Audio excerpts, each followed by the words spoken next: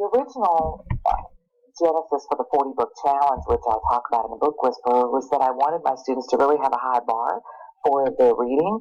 That number didn't come up randomly. It really came from what was my total influence on the reading lives of my students. 40 weeks, 36 weeks of school, and 4 weeks of school vacation. It's about a book a week.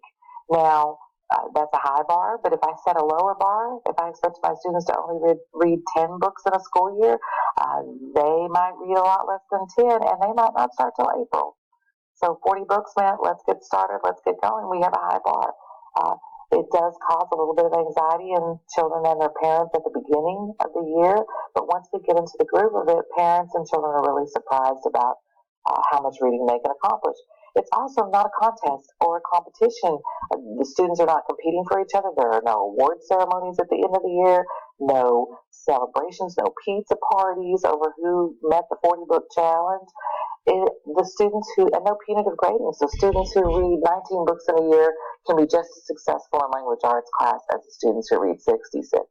The main goal of that challenge is to expose students to a wide range of literature, encourage them to try a little bit of everything so they can become strong, capable readers of just about any text. But I also want my students to try a little bit of everything in the hopes that they find the one thing that really resonates with them as a reader that they might not have found on their own without that challenge to dip their toes in and try something new like poetry or science fiction or nonfiction texts.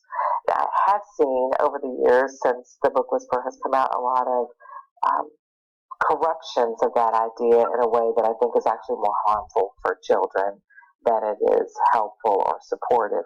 Things like incentivizing the 40 book challenge, creating a competition, or creating a situation where students who may read less than 40 books receive lower grades in language arts class than children who might read more. And that really does not value those true tenets that I originally intended in creating the challenge in the first place.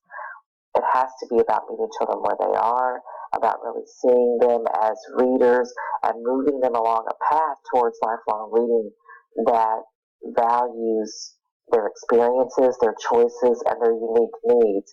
It's not about putting a number onto something and using that as a marker of reading accomplishment or ability. Choosing my own books, and most of the time when I can't find a good book, I always ask my school, and she always picks out the best books.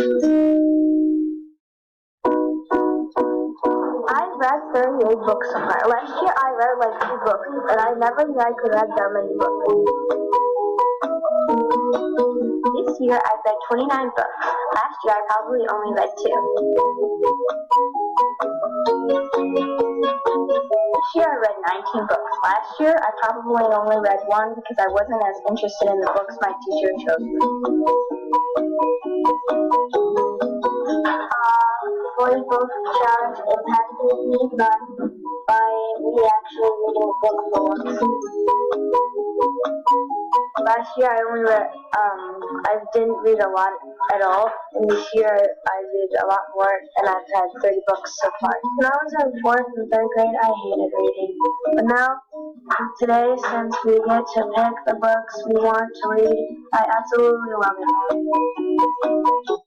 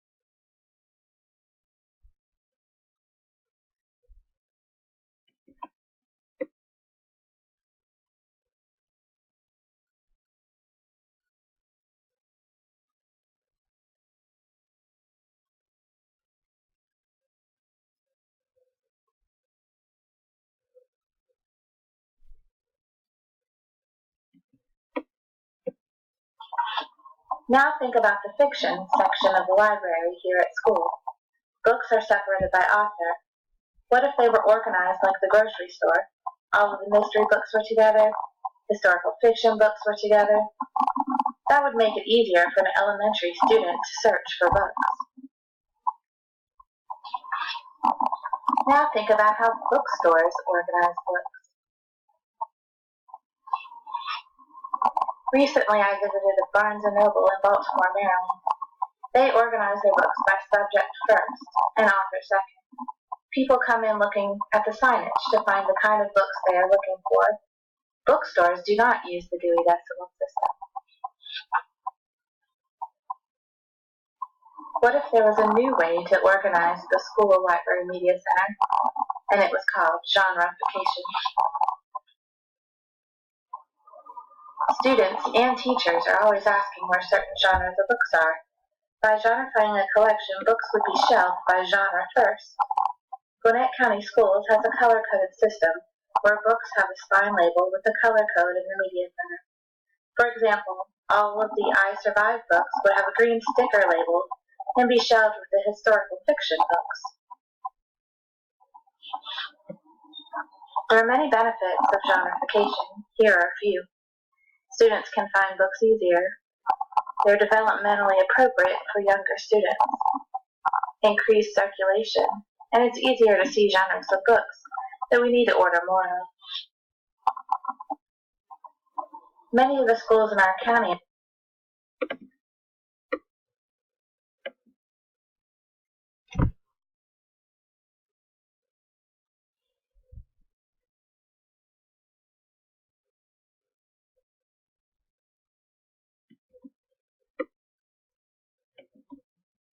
Hi, this is Janice Malone from ELA Seminars.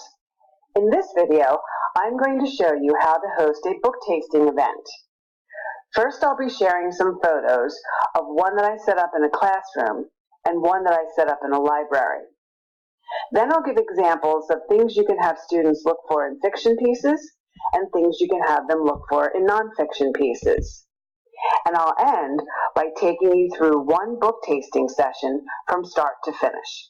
To get started, all you need is a class set of menus, plates, and books. In the classroom, the place setting for each student includes one plate, one book, and one menu.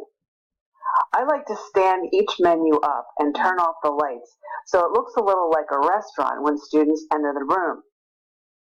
In the library, I set it up buffet style by putting menus on the plates and then piling a bunch of books in the middle of the table. One of the things I love about book tasting is that it can be used with fiction or nonfiction texts. If I'm running a fiction event, I might tell students to write a 1 or 2 line review, or just make a list of favorite lines, or identify author's craft techniques, or even go on a grammar hunt for whatever the skill of the week is. When I host a nonfiction event, students might record discussion-worthy quotes, or look for evidence of author bias, or locate transition words and phrases. Or maybe I'll ask them to identify facts as either interesting or important. Now let's take a look at a typical book tasting event lesson. The first thing you have to do is tell students what they will be on the lookout for during the event. So you might say something like, today's book tasting task is to find 8 memorable lines. Here's how you'll do it. First, read a book for 5 minutes, and when time is called, write down your 2 favorite lines. Then either pass your book to the right or return your book to the pile and select another one. You will be sampling a total of 4 books today. When the session is over, you'll be sharing some of your selections with the class. That's when we'll talk about what made those lines stand out for you, or what technique the author might have used to get your attention. I sometimes collect the student responses and use them as exit tickets or as assessment pieces, but most of the time I have students keep the menu covers so they can continue to add inserts. Students will then be able to use completed inserts as reference tools or as writing springboards for future assignments.